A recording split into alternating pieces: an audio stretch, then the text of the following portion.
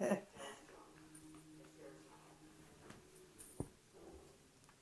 may be a little far away, but you're not far from distance, right? How are you, love? I hear you're traveling. We're going to miss you. Hi, Jasmine. Welcome on.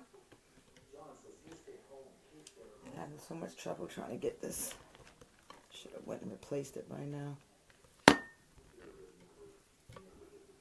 Good evening. Okay. And welcome, Vessel for Jesus, Vanessa Bolin, Braswell, Nikki, Anthony, Natasha, welcome. Ears of God. Oh, Aura, seeing you lights me up. Keish, we got the Carolinas in.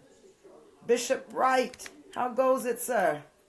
Hey, Cheryl Johnson Wright. Carmen Jones, welcome. Come on in. Keish, you due for a visit. I think you need some charging up of your battery. Deja, Minister Cherie, Charity, Deborah Johnson, welcome everyone. Come on in. Cindy, let's pray. Welcome. Mishi, welcome. Cheryl, Wilbur, Joy, Minister Joy, Carter Townsend, come on in. Welcome home. Welcome home. Oops. Periscope, I have my headset in. Were y'all able to hear me? I saw people waving. Good evening, Rhonda West. Oh, y'all heard me. Welcome, Natasha. Say hello to everyone. We want to jump right on in. Woo.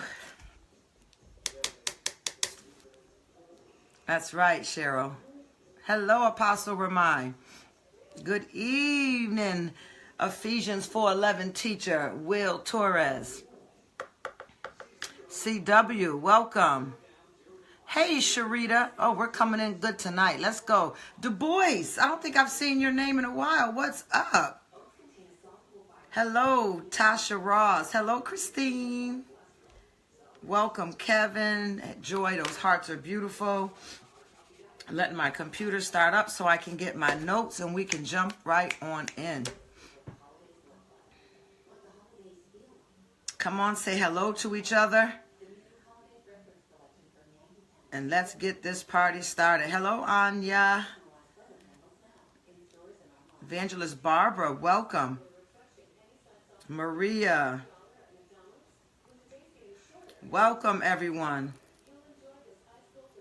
Welcome, our regulars. Good to have you on tonight with us. Trying to get things a little situated here, and we're going to get started. What's up, Cheryl? How's everyone doing? Oh, yeah. Well, tell me who really does have the best seat in the house. Who has the best seat in the house? Make sure my cameras are clear. Stay with me. I'm not putting you away. Trying to make sure my cameras are clear. There we go. That looks a little better to me. That was blurry for a minute. All right. Come on. Welcome. All right. Computer's booted up. Get my notes. Kelly, happy birthday to you. Welcome, Kelly Gilbert. Brandell. Ooh, all right. The fire of the Lord got me content. Very good. So glad to see y'all on tonight. I pray that everyone's doing well. Victy. I pray that everyone is doing well. How are you since our last breakfast? If you missed the breakfast, we have posted it on the app. Hopefully you have the app. Hello, Roberta. Hopefully you have the app. We're this close to having everything complete. Anya and I are going to be running some tests this week on posting the broadcast live right on the app. And also with that, you will get a notification like you do when every other app needs an upgrade or anything.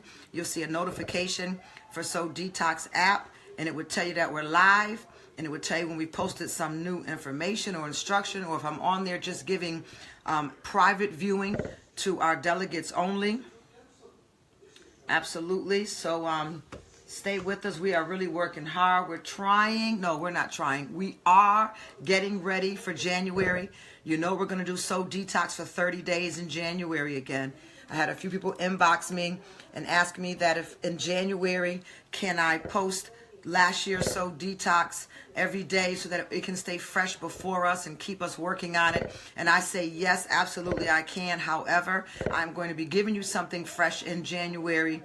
We're going to do another 30 days, which means we'll start January 2nd and we'll go all the way to the end of the month. Hello. And we'll go all the way to the end of the month.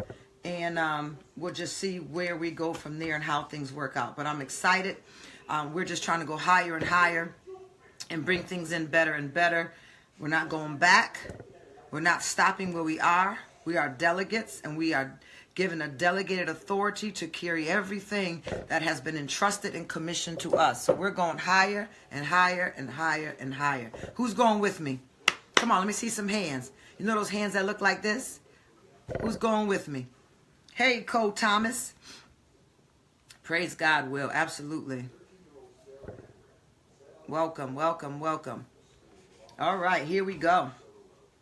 All of my information seems to be downloading. It's coming, it's coming. It's coming.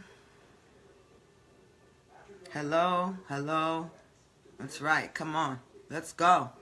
We're going to do another 30 days in January. I need your commitments. I need your commitments. Y'all stop giving me testimonies. Well, a few people are still giving me testimonies. New people are giving me testimonies. But some of y'all who had committed to the 30 days with me, I'm not hearing from you. Did you fall off? Are you keeping up with your 30 days? What's going on with you? Are you keeping up with January, or did you let it all fall? Where are we at? What's going down? Come on, we got another Unshakeable.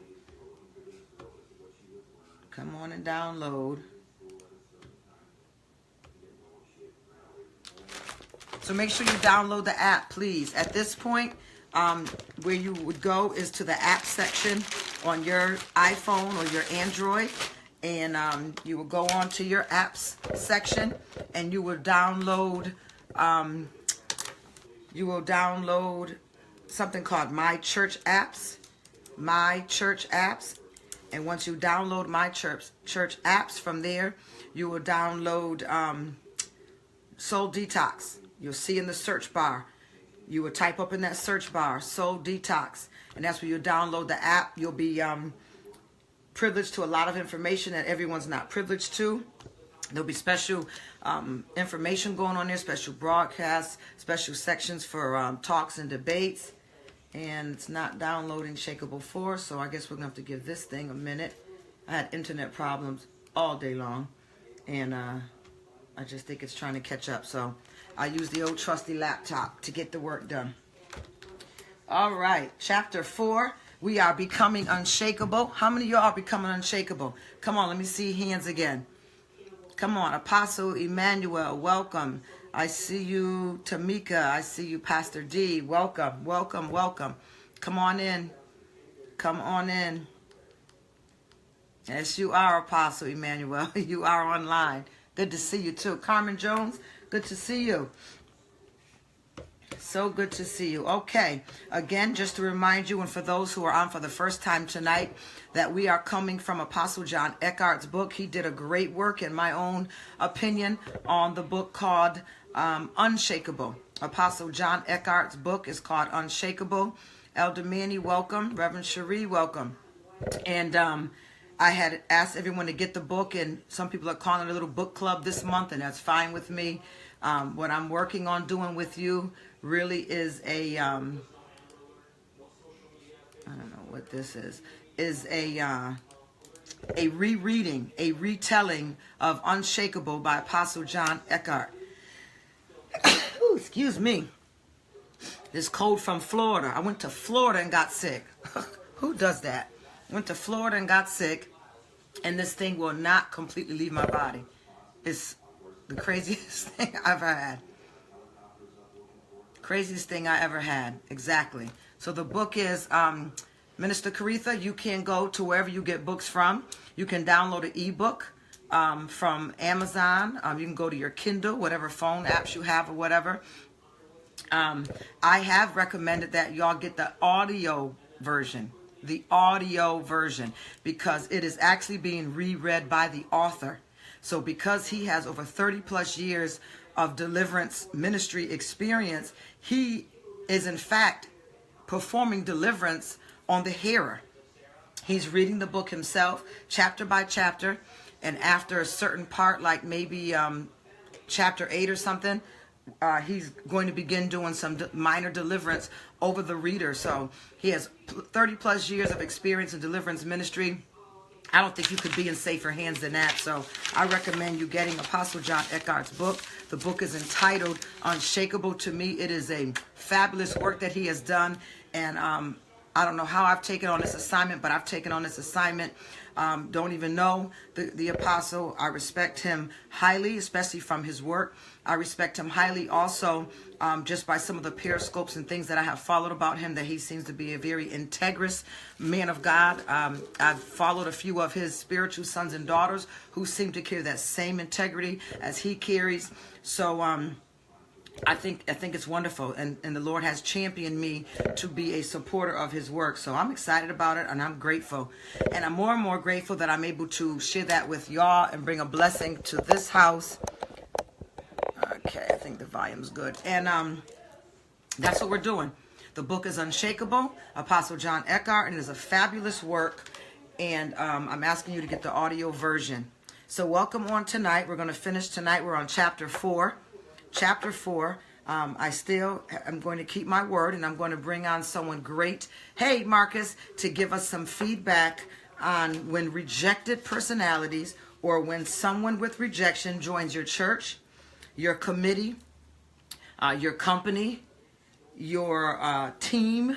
When someone with rejection becomes a friend in your life, maybe someone that you're dating and you've never dealt with anyone with rejection before, and maybe you don't even realize that it is rejection. But I'm going to tell you this, based on the phone calls that I'm doing. I do a lot of counseling. And based on the phone calls that I'm doing, rejection is very subtle. It's very sneaky. And this is the thing. If you are not delivered from being rejected, it is very hard for you to deal with someone who's rejected, because it's almost that they attack you. And if you aren't healed and you are defensive, you are going to be in the attack mode with them. It's going to be a reaction to their action. And I'm telling you, it's volatile. The relationship is volatile. And I don't recommend it at all. So, just to give you some quick examples, that people who deal with rejection, they're always on the suspect. They're always on the not the offense, but the defense, that someone's out to get them. Someone has done something to them. Paranoia, we learned last week, runs with the root of rejection. Rebellion runs through with the root of rejection. And people are usually always thinking that you're up to something. Never really being able to appreciate the good, but always looking out for the bad. Unfortunately, in many cases, that is a very wise person as well. But in the case where it is extreme, where it is affecting relationships, work, finances, your sleep, your character, your personality, there is a problem, and you need to be detoxed in your soul. So that's why we're here dealing with this book called Unshakeable. But the work really is about the personality of rejection, or for those who are spiritual on here with me tonight, it's about the spirit of rejection. So tonight, we're doing really, really good. I'm still feasting on when rejection enters the church, or when rejection enters the workplace. What does it look like? How does it show up? And how do you handle it? And it can be very, it's a very cliquish personality.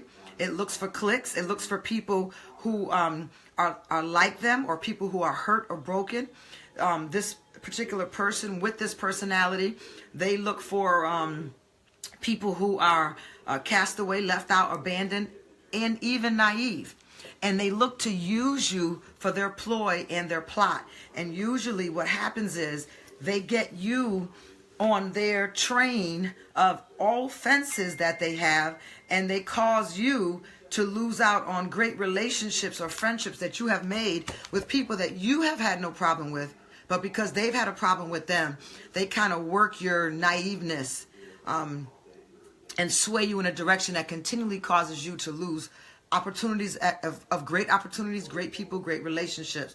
So we're going to continue on tonight. I can't go back to that chapter even though it's in my soul, but I believe we're going to do an extra soul detox because I do have a wonderful man that has had a lot of experience with rejection in the church, with cliques in the church, and he just wants to give us feedback, especially for us who are senior leaders, second in command, associate leaders, ministers, up and coming ministers, and just those who love their church and want to protect their church. He's going to give us some great input on what he has experienced and how he's recognized it and how it has really split many great works up, and it left so many people offended and hurt.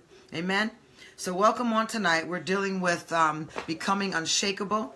We're coming from chapter 4 of Apostle John Eckhart's work, Unshakeable. Amen. So here we go. Are you ready to go? Are you with me tonight?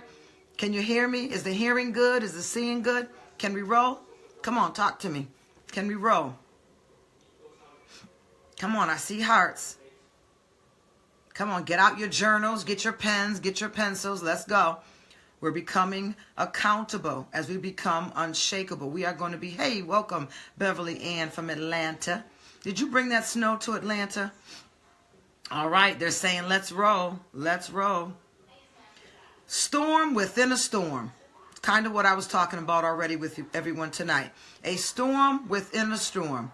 That is when two rejected people or two rejected personalities end up connecting, living together, becoming associates together. When two unstable people connect together, it has a storm within a storm reaction going on.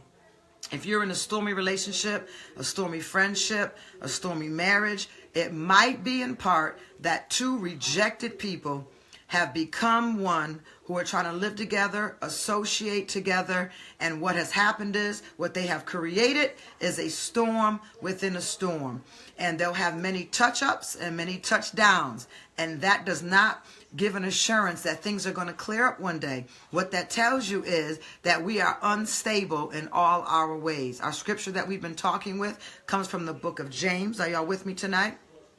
So I want you to look out for storms within the storms. Are you connected to people who are unstable, and are you unstable? If so, these relationships, whether they be work, office, church, or domestic, are going to be stormy relationships. Storm within a storm. Thank you, Katrina. She's posting it. Somebody's already saying, my God. All right. So this can go from the minister who's anointed one day to having powerful prayers, helping people get their prayers answered or going through deliverance, and then have periods where they just disappear. They're running through sin. They're falling in perversion. This is an unstable person. An unstable is an offspring of a rejected person. Very good. Very good.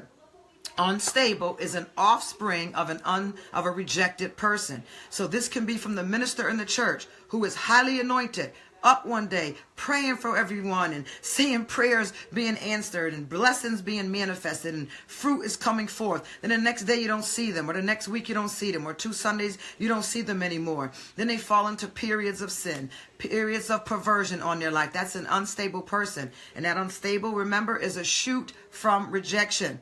It can also be from the believer, someone who maybe just believes in God, or they believe in God and they attend his fellowship, who has a strong Christian life.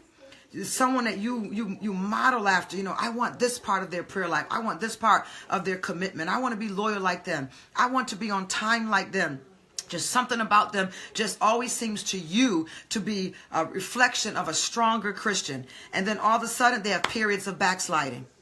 And you fall into a place now where you're wondering, you know, what is going on with this person? Are they a hypocrite? Are they really who they say they are? Is there something wrong with me that I thought this person was a great role model, but they're up one day and down the next? This is a person who has decided to live with rejection because they have settled for the stable days that are always perfectly balanced by the unstable days.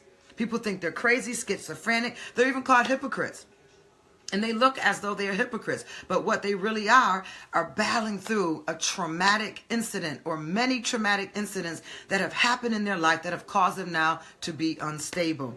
It can also be the outgoing, cheerful person who has always cheered you on, always been the person at the door that has been excited, or the one that you guys can always depend on to have a nice phone call or a card in the mail or a nice text in the morning. And then all of a sudden, you don't see them anymore. They're in isolation and depression. It's like, what type of personality does this person have that they're up one day and down the next? They are unstable. And coming from our scripture in James, the Bible tells us who believes in the Bible that an unstable person is not just unstable with you. They are not just unstable at their job. They are not just unstable at their church. They are not just unstable in their relationship. They are unstable in all of their ways. Say that with me. They are unstable in all their ways. Because if you take it personal, you are not going to be able to minister to this person, help this person, or even just be some stability in this unstable person's life. Rejection is massive, Marcus, and you're right. And it can be from the hard worker and perfectionist. And then they have periods of lethargy and sloppiness. And you're like, this isn't your work. I've had to call co-workers in like this. This isn't your work. I've had to call ministers in when I've seen some of the credentialing exams that we got back in, or tests that they were taking in ministry school. I'm like, this is just not your work. What has happened to you? You're a hard worker, almost to the point that you're a perfectionist. And now it's like you could care less. You've kind of fall back. You're kind of content. Your work is sloppy. What's going on with you? And then we find out it's not a discipleship problem. It's not a studying problem.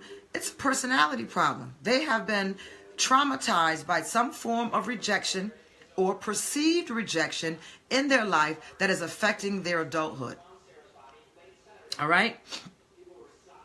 It can be the person who is gentle, the person who is kind, and then have periods of outbursts and rage. Like, I don't know you like this. You know, from the co-worker that you call to the side in the cafeteria, to the sister that you call out to the parking lot in the church. You know, this isn't like you. You're in rage over everything. Everything's bothering you. You're disgruntled. You're on the offensive end. You're on the accusing end. This is not like you. What is going on? They're like, this is like me. I've just held it in for a long time. So now we greet it, the passive aggressive person, that if you minister to the passive aggressiveness, you're still going to miss the root of what has affected their personality, and it is the rejection.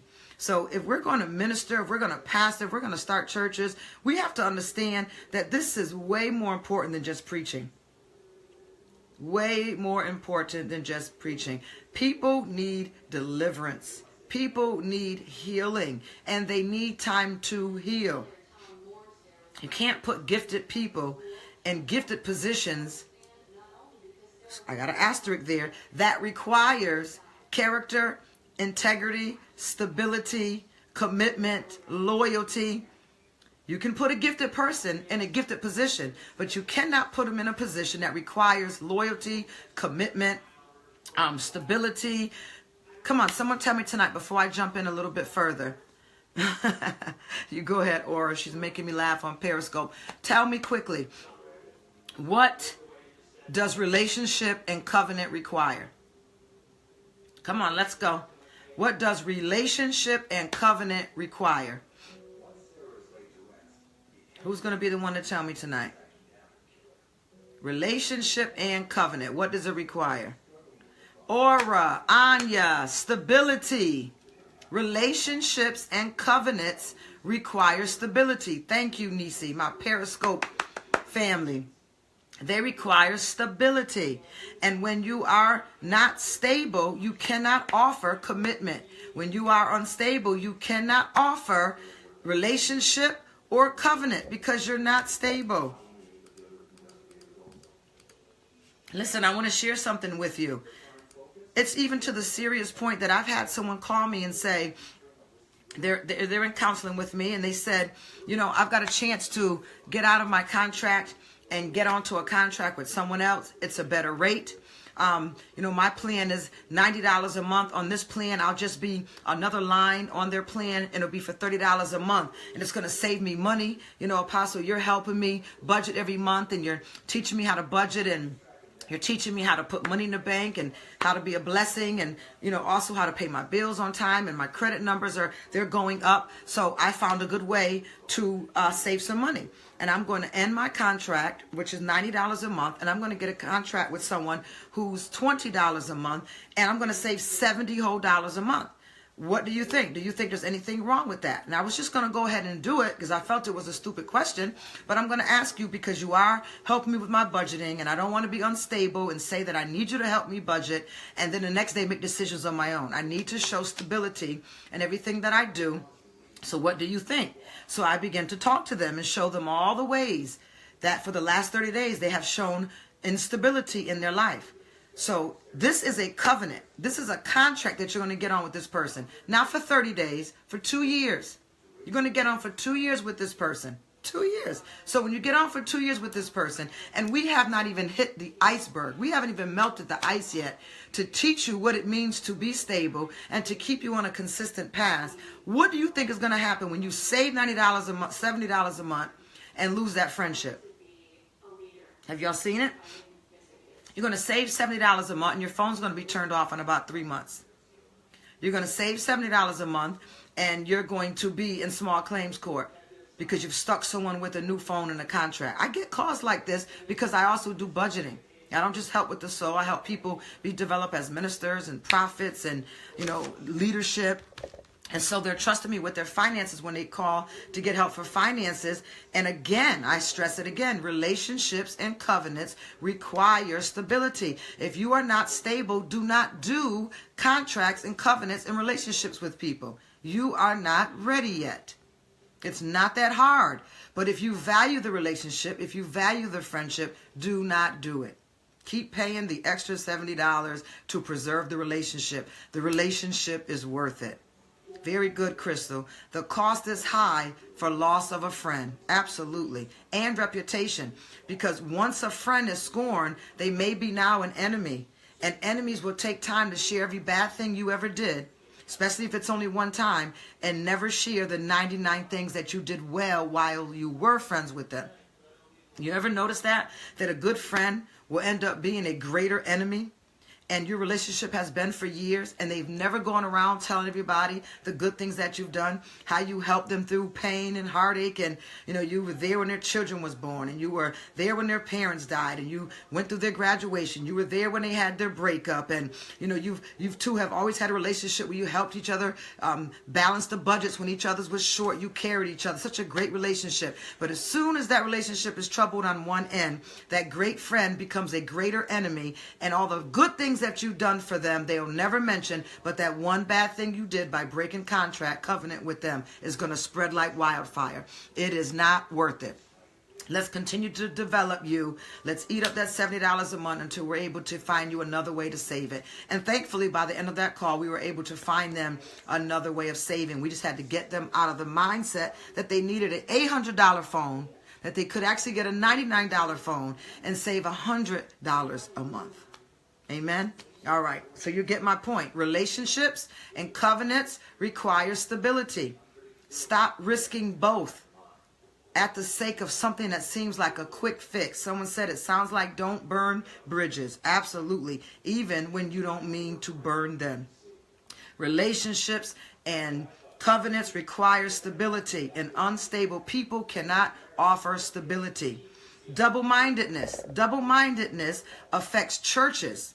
Can you believe that? Wow. It's not heaven yet.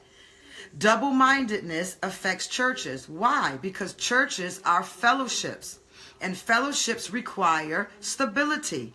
Fellowships require strong and loving relationships. Can you offer that to anyone right now? Come on, put it on the screen. Can you offer fellowship? Can you offer strong and loving relationships? Can you offer stability to anyone right now? You know, that's right, stop risking both. We get to a point where we think that the church is heaven. And that was one of the great things my mentor taught me is stop thinking that the church is heaven. People in church are not perfect. We have not reached glory yet. So when you take that entitlement off your head of expecting so much from people, you leave yourself little room to be let down. I just gave you a nugget right there. Double-mindedness also affects the church, because the church is a place of fellowship, and fellowship requires strong and loving relationships, which means stability. Can you offer that to anyone right now? If you're brave enough, tell me. Give me a yes or a no. Or if you're unsure, you know what I'm going to assume when you put up unsure, tell me, are you able to offer any of that to anyone right now? Be honest. We're amongst delegates. Amen. All right. So let's talk tonight. We've dealt with being unstable for many days.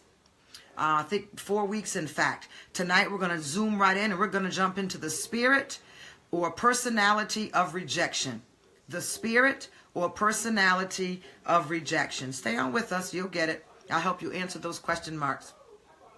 The spirit or personality of rejection. See, look at the people saying no. They cannot offer that right now. And I thank you for being honest. Being honest first with yourself and transparent and honest with the rest of us to say it. It requires stability. Absolutely. And if you can't offer it, don't do it. It's not worth the risk.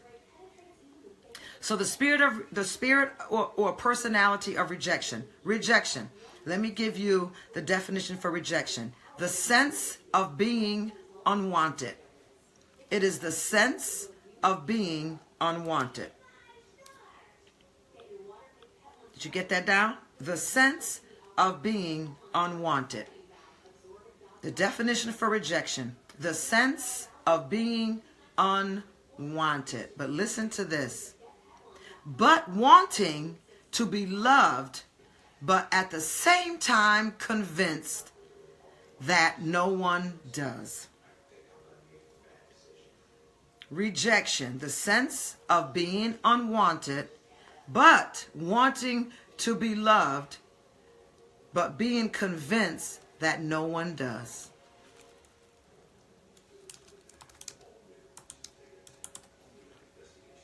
Tell me that doesn't sound like an unstable statement right there. Rejection, the sense of being unwanted. I want y'all to post that. When you tag your friends tonight, when you tag this post, share it on Facebook, Instagram, Twitter. Will you go ahead and share it for me tonight? And I want you to put a post even up tonight with that. And I want you to share. Rejection, the sense of being unwanted, but all the time really wanting to be loved, but being convinced that no one does. That is clear-cut definition of rejection and instability. Thank you very much for sharing that. So I've got to move on. In the book of Isaiah, I don't have my Bible here at the moment, but I've been looking for my purse for hours, and I just found it. In the book of Isaiah, Isaiah wrote about a woman who was forsaken and grieved due to a spirit of rejection. Rejection is real. And rejection does not have an age, a gender, or a race problem.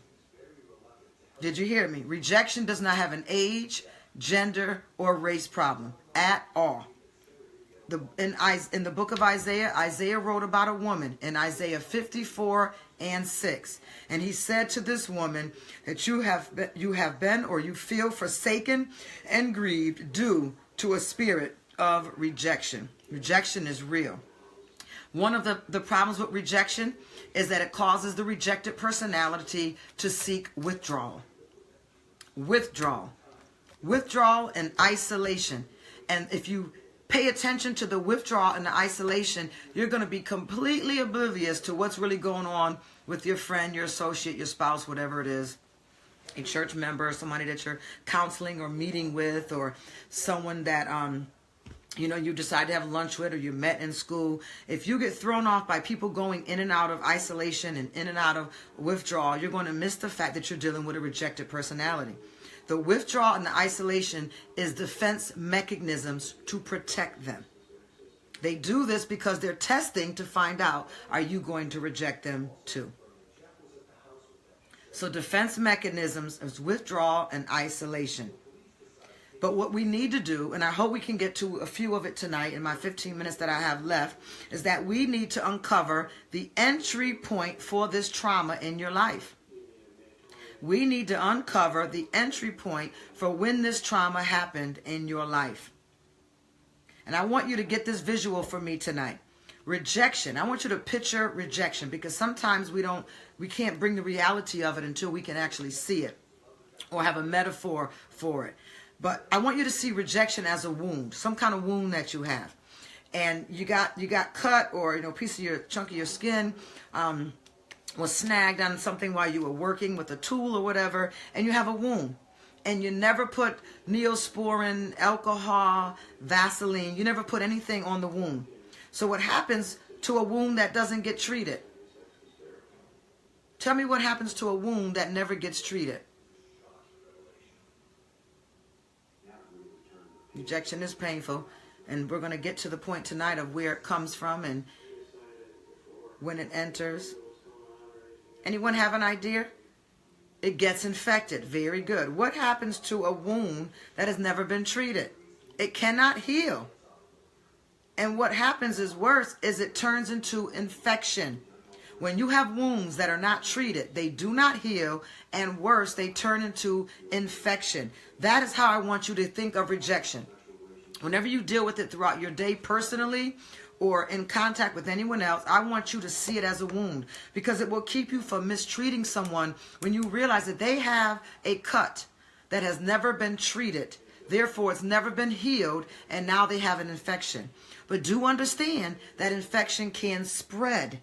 So if you are not ready, if you are not stable, you cannot offer stability, friendship, and fellowship to people, a loving relationship.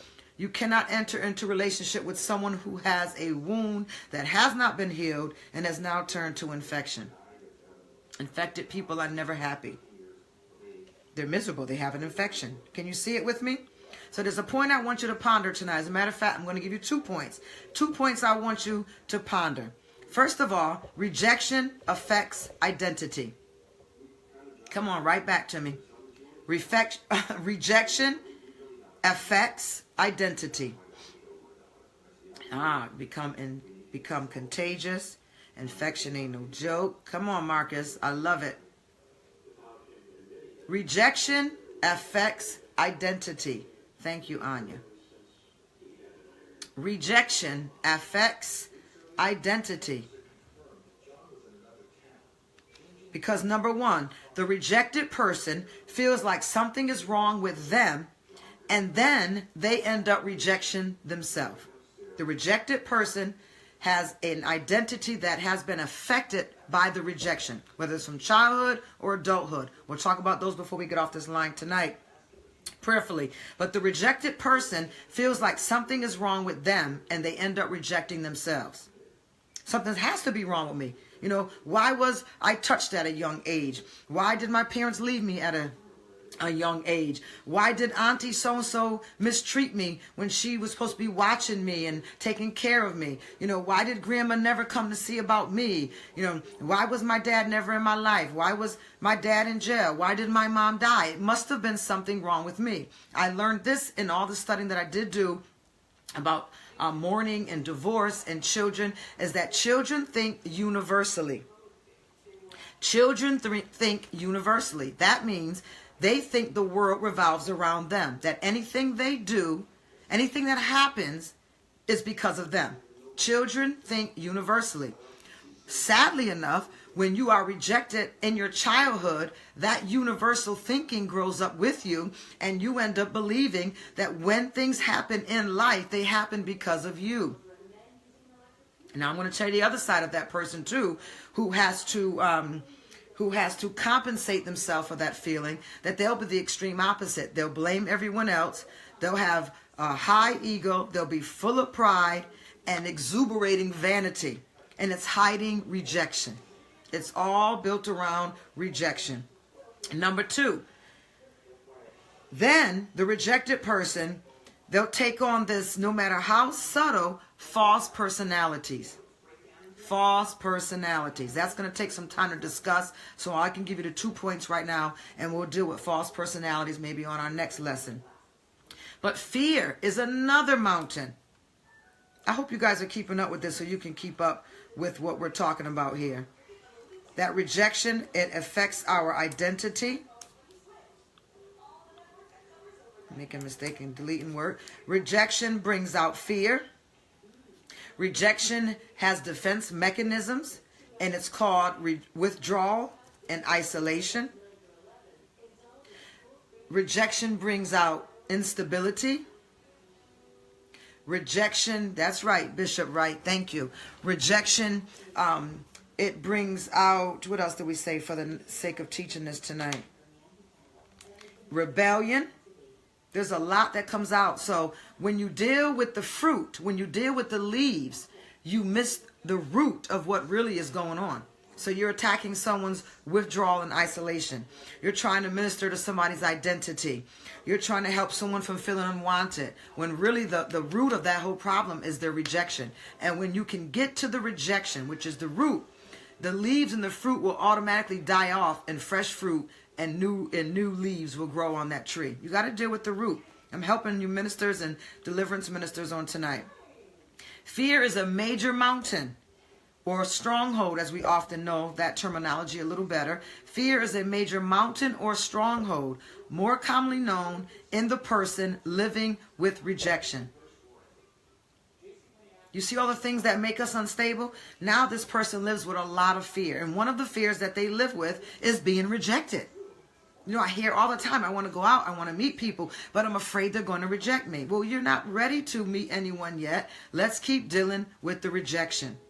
I don't want to be hurt, but you end up hurting people the most, or you end up hurting many people because your defense mechanism is having you protect you, but in the meantime, there's casualties all over the place. Every church you've been to, every marriage that you've been in, every friendship that you've tried to keep, acquire, and maintain are all casualties of the rejection that you need to get help with, because you're rejecting many people to save yourself. It's really sad. And when you see it in life, when you see it play out in life, it's really hurtful, especially if you can't talk to this person and get them to see it themselves. Bishop James Wright, you're hitting it right on the head. So some of the things that people fear, where this rejection now is getting bigger and bigger and bigger. Now they have fear with it. No one likes to be rejected. Let's agree on that tonight. No one likes to be rejected. I don't like to be rejected. There's small, minor levels of being rejected. Life offers rejection to us. It's not deadly. But for some people who have traumatically been rejected through many things in their life, simple rejection will take them out. But no matter how simple, no matter how subtle, no matter how much you may deliver, be needing deliverance from this mentality, or maybe you function well in that area. Either way, we all can agree no one likes to be rejected. No one likes to get that letter in the mail that says, I'm sorry, thank you for applying for this job, but we found another candidate. Nobody likes that letter. That's rejection. No one likes to go on an interview and never get a letter. That's rejection. So there's subtle, simple ways, but for the majority, most of us know how to adjust and deal with it, because we got our sure footing. We're stable with that. That doesn't blow us and take us far left and, cause us to do crazy things, cause us to go out and blow all our money, and cause us to go out and mistreat people or anything like that. Because as much as rejection hurts, we're not unstable. But to the one who lives with the extreme trauma of being rejected, even something like that can take them out. So fear keeps them locked behind a prison. And some of the things that they're afraid of is they have a fear of being rejected. They have a fear of being laughed at. They have a fear of being hurt. They have a fear of being abandoned. They have a fear of being mistreated. And the list can go on and on and on and on. So let's talk quickly tonight. How does rejection enter? How does rejection enter? Often at a young age. Mainly the majority of rejection that counselors and statistics and all these great people have kept a database on is that most rejection enters very subtle, that is true, Aura, but it also enters more when we are young. And it also can happen when you're in the womb. Did you read that in the book? Did you read that in Apostle Eckhart's great work? Absolutely. I love your comments. I agree with them. Rejection happens usually when you're young, but it can also happen from the womb. You can be rejected from the womb. That's called prenatal rejection. Prenatal rejection. And this can happen, some statements that I'll give you tonight, I'm not going to go through all of them, but prenatal rejection happens when pregnancies are unplanned. When they're unplanned pregnancies. If you suffer rejection and you're one of my clients that I'm counseling or advising, and some that I've had to send them on a family history. Some have never gone to the grave to see their mom, and some of their soul homework has actually been, I need you to find your mother's grave, and I need you to make whatever peace you can make there, and I want you to start taking responsibility for loving your mother in the grave. And they're like, what? No, we're not conjuring the dead, but I want you to put some flowers there. I want you to, some have even gone out and decided they were going to get is it a tomb? What is it called? For the top of the grave marker, that they were actually going to go out and put a grave marker on. They just, out of anger, they think they accepted the death of their parent, but they will never go to the grave or never try to find the grave because they were so rejected by their death. Can you imagine? People can be rejected by someone else's untimely death. And I've sent men and women to find their parents' grave and go make peace at that grave. And I'm telling you, it has done tremendous work for them. And I told them, I said, take some pictures. I want you to put it in a photo album. And I want your son and your grandchildren and your great-grandchildren to know that there's a history, that rejection stopped the day you went and made peace at that grave. And no, you know that mama wasn't there and you couldn't talk to her. You know that daddy wasn't there and you couldn't talk to him. But you got out what you needed to got out, and the angels of heaven made a note of what you needed to handle that day. And the rejection began to heal. They felt like they were actually connected to a mother or a father without ever meeting them, because they took a part of their history and they left it out in the darkness. And they pretended that it didn't exist, and they thought that that was healthy for them. And they found out that they couldn't confront rejection because they were avoiding the death of their parents that broke their heart. And I'm talking about 5 and 7 and 10-year-olds whose hearts were broken through death. They felt abandoned. They felt rejected. Especially for those when the mother died, giving birth to them. Somebody help me tonight. When a parent dies through giving birth to you, the amount of responsibility, guilt, shame, rejection, abandonment that you take on, the instability of feeling like it was my fault. If I wasn't born, this wouldn't have happened. And, so the scales are this way. I feel guilt. I feel shame. I feel embarrassed. I feel abandoned. I feel unwanted. Then you got the other side of the scale. Why did you leave me? Why did you abandon me? Why weren't you healthier when you had me so that you could be here for me? Why would you get pregnant if you knew you were sick and there was a chance you weren't going to be here with me? Then they have guilt for feeling that way. Then they're back on this scale. And there we have instability due to rejection and abandonment. It's major. That one could make me cry, because for those, it took so long, if even yet fully, have we been able to help this one to get through the fact that their parent died, their mom died, giving birth to them. It's big stuff. And it carries us through our life, and we don't talk about it because we think we weren't alive when it happened, when we never met mom. So there's no picture of all of this, so it cannot be bothering me today. And it absolutely does break adult hearts for childhood issues. So prenatal rejection, when you're unplanned, through accidental pregnancies, illegitimate babies, rape, parents not wanting a child yet, especially for men. Even gender-specific rejection. There have been parents who wanted a son first and they had a daughter. Then they wanted a son second and they had another girl. It has been rejection. And every time they hear the parent talk about how, I wanted a boy, but I'm so glad I got you. It's like, I wanted a boy, so glad I got you. They don't hear the second part of the sentence. All they heard was that there's something in me that you didn't want. And it was my feminine side that you didn't want. Or when boys have had to hear their mom say, I wanted a girl, but I kept having you boys. So, you know, I love my boys, but I wanted a girl. I wanted a girl really bad. All they hear is, I wanted a girl, and you are not that girl. Ah, my God, I can go into deepness on that tonight. Anyway, let's go. Let's pick up quickly in a couple minutes that I have left. Rejection by family. Rejection by family. You can be rejected by your family from emotional withdrawal. When they withhold emotion, emotion is a love. It is an affection that God has given us to enjoy on the earth. And the closer we are, the more intimate our emotion and our affection is. And when family and loved ones withhold emotion from us, it is detrimental to our soul and causes a spirit, a personality, a mindset of being rejected. And let me tell you this, married couples, hear me, hear me, hear me. Do not withhold affection from your loved ones because you're mad at them. Do not do that. You are in covenant with them. We cannot be unstable. Now, we do have to address their actions because there are always reactions to an action. But if you have to consistently withhold affection from someone, your issue is bigger than withholding affection. There's a trust issue at the root of this thing, and you need to deal with it. I have a lot of couples that get upset when one or the other steps out, breaks covenant, and has an affair. And I always tell them it's something that I've learned, and I've lived it personally, and I've learned.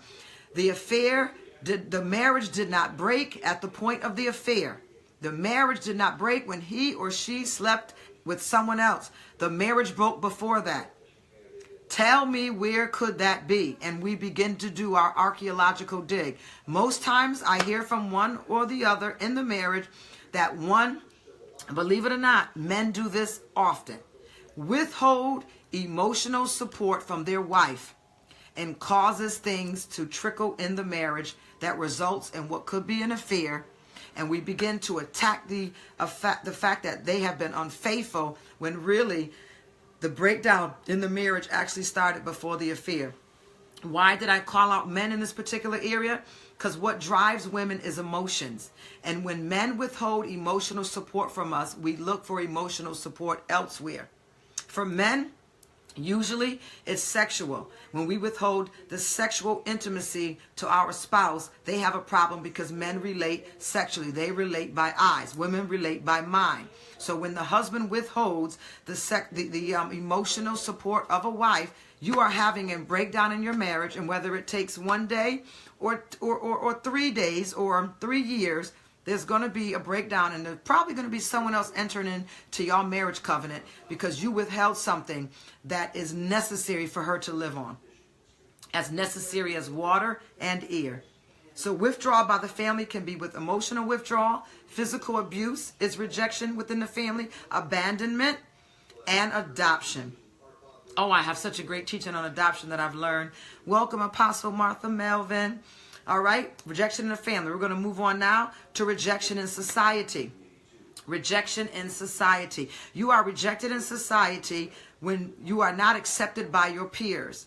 And some of the tedious things can cause you to be rejected by your peers, and it can be your physical features. And that is a form of rejection, and it affects people differently. You can be rejected by peers in society because of your race, because of your gender, because of your age, and because of your economic difference. It's still rejection. When you have to go to work every day, and they have them on the schoolyard, and they have them in the office, those corporate bullies. And they have their cliques, and they have their crews, and they can reject you because your nose is too big, because your lips are too small, because your skin is too white, because they can't tell what color you are. They can neglect you because of your education. They can neglect you, which leads to rejection because of your race, because of your gender, and because of your economic difference. This stuff is real. And when you've had years of it, you actually suffer trauma in society by peers. Then we have...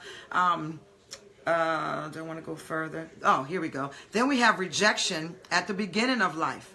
We talked about prenatal rejection. Now we have rejection at the beginning of your life. You can be rejected because you were born with birth defects, rejected through sickness.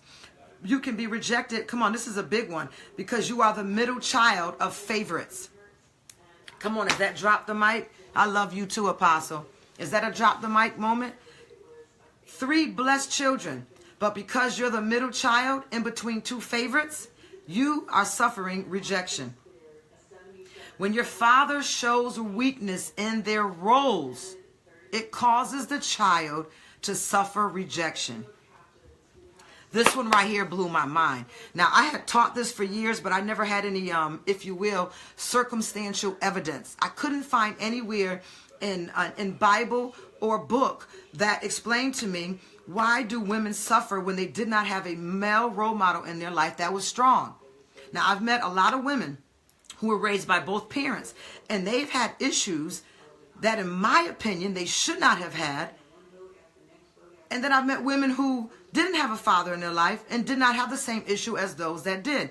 And I found out with confirmation through the work, again, that Apostle John Eckhart has done, that when a father does not show strength in his role in the relationship, it affects the children. When you have a passive father, men, husbands, fathers, we've got to line up to our roles, not to be abusive, not to be dictators. You cannot be passive aggressive with them. You cannot, say, ask your mother. That was the house I came out of. Ask your mother. And then we go to the aggressive one, mom, who everything was no. And if we dare ask again, we'd walk out of there holding our lip or something. But dad was passive, and that affects things in your life. It is very important for a man to know who he is and to father up for his children, both sons and daughters. It is very important. It causes rejection. Why does it cause rejection? Because your purpose in their life is not being met because you are passive in your role. So they're not able to understand what a father represents, what a father is. They are not able to glean from your attributes because you are withholding from them the piece of you that they need in their life to grow healthy and be functional. Thank you, Will. Are y'all with me tonight? Am I making sense? When you have a dad in your life, when there's a man in your life, it doesn't have to be your biological father, but when there's a man in your life and he's passive and he's not showing you, he's not giving you what you need from a father, you are in fact being rejected by the gift that he has in him to give you that he refuses to give you. It is important.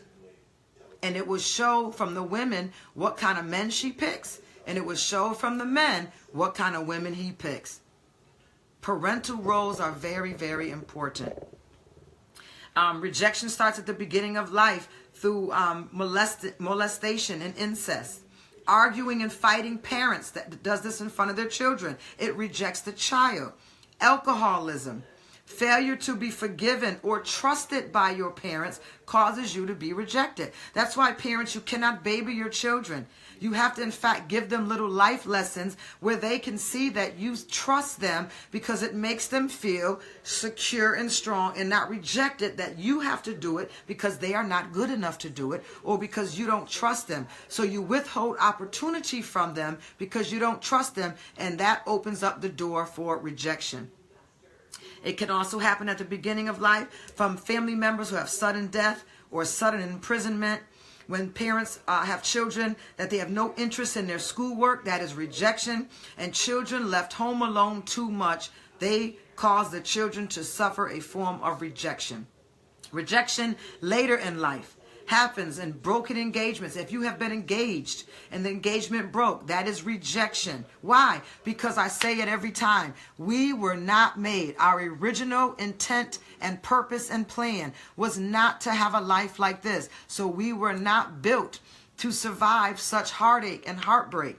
But because we are, there is a God who sees about our needs and causes us to triumph in every area of our life. But we need counsel, we need healing, and in a lot of cases, we need good old-fashioned deliverance. So if you have gone through a broken engagement, you have suffered, sir, ma'am, you have suffered rejection.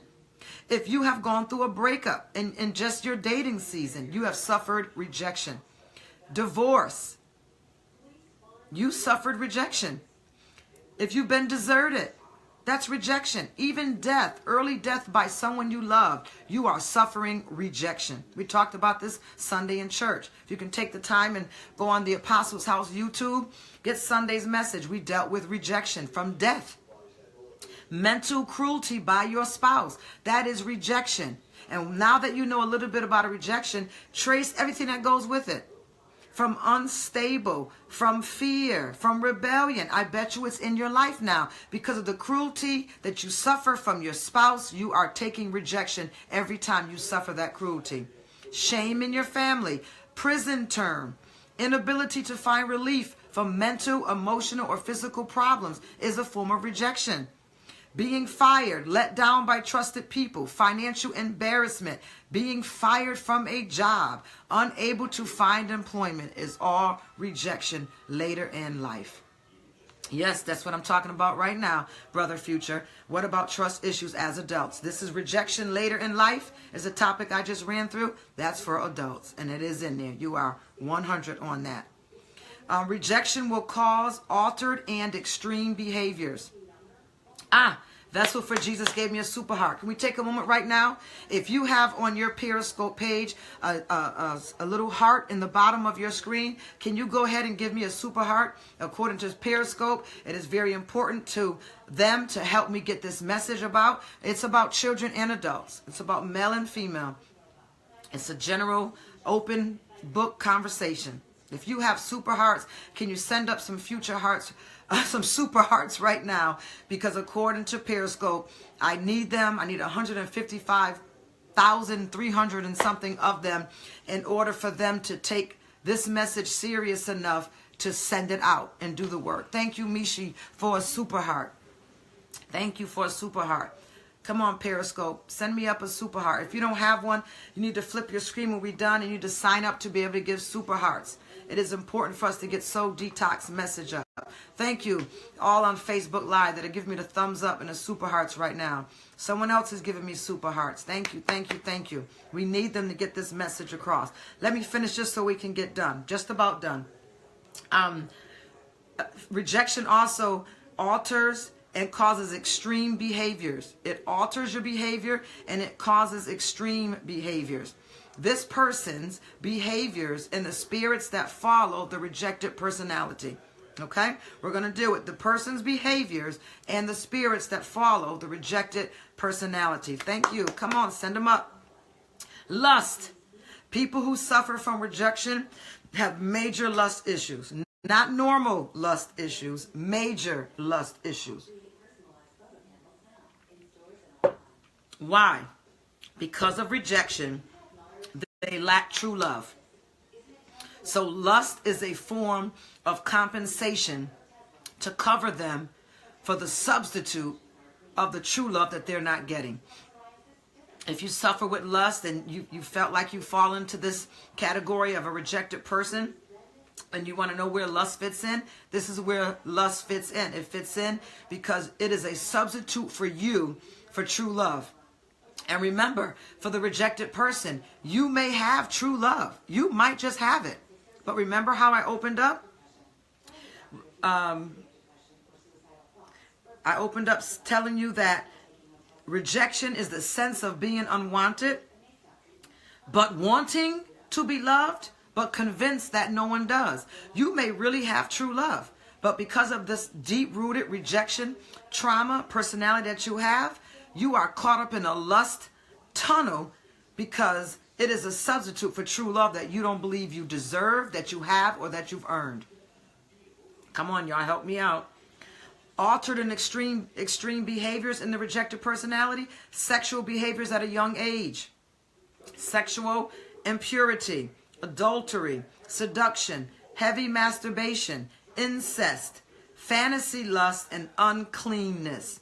Lust also manifests in overindulgence of food, materialism, bulimia, drugs, alcohol, clothing, and so on. Lust is not just sexual. Lust for the rejected person also manifests in overindulgences of food, materialism, bulimia, drugs, alcohol, and clothing. You know, someone that spends a lot of money on clothing, never wear the same outfit twice, they have a lust. That is the offspring to substitute a love that they don't believe that they have, or don't believe that they have a right to have in their life. They don't feel worthy enough for it. So they overindulge in things. And they have fantasies, and they call them fantasy demons. What are fantasy demons? Fantasy demons is a lot of daydreaming, a lot of pornography, or excessive hobbies to help you escape your reality. The battlefield of the mind. Yep, lust is the offspring of rejection. And that includes masturbation. It includes fantasy lust, which is daydreaming, and pornography, and even excessive hobbies to help you escape reality. Watch people who are always on computers. They don't have time to go anywhere. They don't have time to do anything. They always have an excuse because they have what they call fantasy lust. In some teachings, it's called fantasy demons. Perversion. We talked about perversion is an altered behavior. Perversion. Perversion is when you reject your own self. See, we need to do a whole teaching just on perversion because we've limited perversion to two things. And it's bigger than that. Perversion is when you reject yourself. Perversion is when you reject your own sexual identity. Insecurity and inferiority, and it causes you to have a low self-esteem. So because you feel insecure and inferior, it now causes you to have a low self-esteem. Your low self-esteem now introduces you to perversion because that shows that you have a rejection of your own sexual identity. Rejection makes a person feel low and causes them to have low self-esteem. So to compensate, the rejected person will become prideful, full of vanity, a large ego, and it's all to feel better about themselves. These are called compensation spirits. This is heavy. I'm going to have to stop for tonight because this stuff I can't just mull over. We've got to dig in. Do you agree? Somebody got a knife and fork? We need to dig into this. These fantasy demons, this perversion, which is a rejection of your own self and your own sexual identity. Compensation spirits. I think I need to stop because we can't just blow them off with just a word. We need to dig in a little bit. We need a knife and fork. All right, Apostle Melvin agrees. So I'm going to stop right there. I'm not going to go any further. But we're going to add self-accusation and depression. We're going to add all this to it on next week. That's right. Put the knife and fork up because you all are worth it to me to take the time to dig in and take the time to teach and not mull over such great teaching and truths and understanding. So how are you tonight? Come on, give me one word before we end. How are you tonight? I've given you a lot. You have replay. And you have replay, and you have replay again until we come back on next Monday at 9 o'clock. How are you?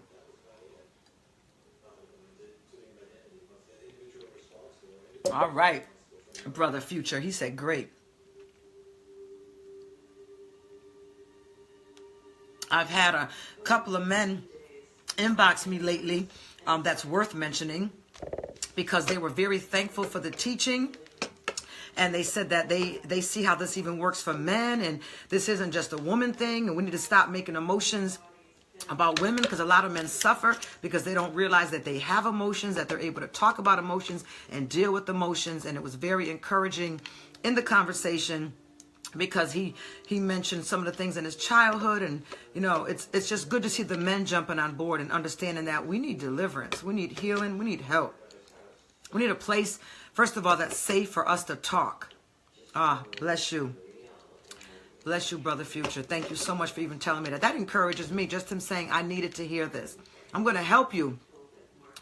I'm going to help you with your life. I'm going to help you as far as you let me in, and I'm going to help you as long as you let me stay.